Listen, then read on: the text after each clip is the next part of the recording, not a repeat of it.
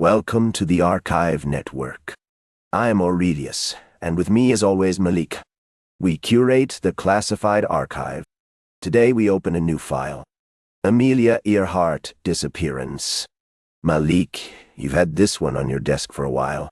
On July 2nd, 1937, Amelia Earhart embarked on a flight that would both mark her as a pioneer and plunge her into mystery. She was the first woman to fly solo across the Atlantic. More than just an extraordinary achievement, her journey stood as a bold challenge to a male-dominated world. Every time she took to the skies, she captivated the public's imagination and embodied the spirit of exploration. Aurelius, it's easy to focus on her achievements, but let's not forget the stakes. Earhart wasn't just flying. She was navigating a world on the brink of war. The Pacific was charged with tensions between the US and Japan. Her flight was partially funded by the government, which saw her as a symbol of resilience, but also as a pawn in a larger geopolitical game. You raise a valid point. The political climate added an unsettling backdrop to her journey. Harold Ickes, the Secretary of the Interior, expressed support for her mission, framing it as a personal achievement and an inspiration. Yet, the looming geopolitical tensions were not lost on those involved. This is what empires do. They exploit symbols for their own ends. But Aurelius, framing her as merely a symbol, strips away the human element of her story. Earhart faced real dangers, including poor weather conditions. Her Lockheed Electra, while a marvel of engineering, had limitations. Doris Reich's words are telling. It was a beautiful machine, but not a miracle worker. Those aren't just technical challenges. They represent the very real risks she took. Absolutely. Hope mixed with apprehension as Earhart and her navigator, Fred Noonan, took off from Lae, New Guinea. They were headed towards Howland Island, 2,556 miles away. An 18-hour flight awaited them, but they faced serious obstacles.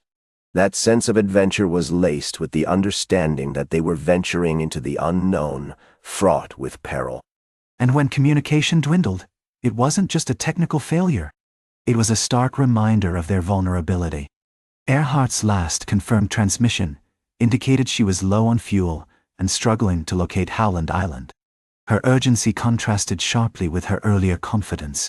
At that moment, she was no longer just a pioneer. She was a person in peril, fighting against the odds. The United States Coast Guard launched a massive search operation, a testament to our determination. Ships and aircraft scoured the vast Pacific, sweeping through endless waves, yet no trace of them was found. More than 60 ships participated in this unprecedented effort. It was reminiscent of the Roman legions searching for lost cohorts, a relentless pursuit. The stakes were high, as the fate of lives hung in the balance, but the ocean remained unforgiving, swallowing hopes without a trace. And that's the crux of the tragedy, isn't it? The search lasted weeks, but all it did was raise more questions. The psychological toll extended beyond the families of Earhart and Noonan. The American public was engulfed in collective anxiety.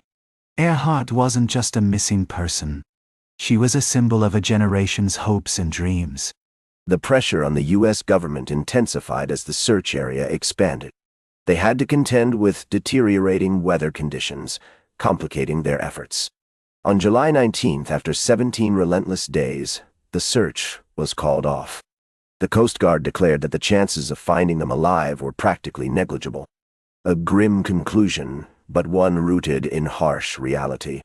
And yet, even with that grim conclusion hanging over everyone, the investigation pushed on. The U.S. government dug deep into radio transmissions and reported sightings of the Electra. A distress call, picked up by the Itasca, hinted that Earhart was in real danger. But, without solid evidence to latch onto, speculation ran wild, and that only added to the heartbreak and mystery surrounding her disappearance. Families were left in limbo, clinging to hope even as the truth seemed to slip away. Theories about her fate ran the gamut from plausible to fantastical. Some speculated she'd landed on an uninhabited island. Others went so far as to claim she was captured by Japanese forces. The latter theory gained traction despite the lack of substantial evidence. This highlights a fundamental truth. In the absence of facts, imagination fills the void. In 1938, a Senate investigation was called to sift through the speculation. Admiral Chester Nimitz emphasized the need to distinguish between verified information and conjecture. This wasn't just a missing person case. It was a national obsession. Amelia Earhart's story continues to captivate researchers and enthusiasts, drawing them into a web of mystery and endless exploration. As we delve deeper into this investigation, we find the threads of evidence weave a tale far more intricate than anyone could have imagined. Amelia Earhart's disappearance is a reflection of human ambition and the complexities of exploration. Her story resonates as a cautionary tale about the dangers of flight and the enduring spirit of those who dare to defy the odds. That's where we leave it for now. Part 1 of 5. Amelia Earhart Disappearance is far from done.